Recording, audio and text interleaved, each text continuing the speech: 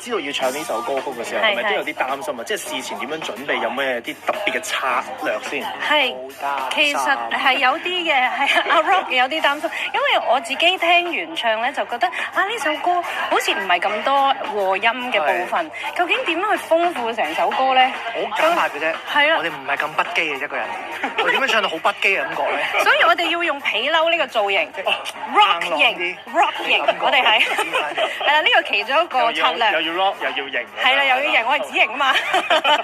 歌手呢一個部分係咪真係因為聽到你前面嗰一組即係劉洋同鄭呢個 comment 之後，啲靈機一觸會加落去咧？即係本身覺得我哋會唔會疏離啲好啲？因為我哋朋友咁，但係唔係我哋朋友個 ending 可以係我哋 have each other，我哋肩並肩咁我哋就覺得不如加落去啦，好似應該攞個分。係啊係啊係啊係啊！好彩，好似有戲嘅。係有戲㗎，係啊係啊！即係我有時咧都會好驚臨時加嘢㗎嘛，但係我覺得最尾呢度加呢個拖手嘅部分，一齊去彼此支持個朋友嗰個份愛係其實係好有意思咯。咁所以 OK 啊，佢走埋嚟要拖我隻手，我就俾佢啦。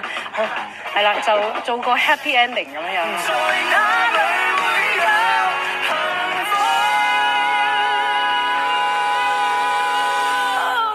原來拖住手唱歌真係有用㗎，仲攞埋 MVP 添。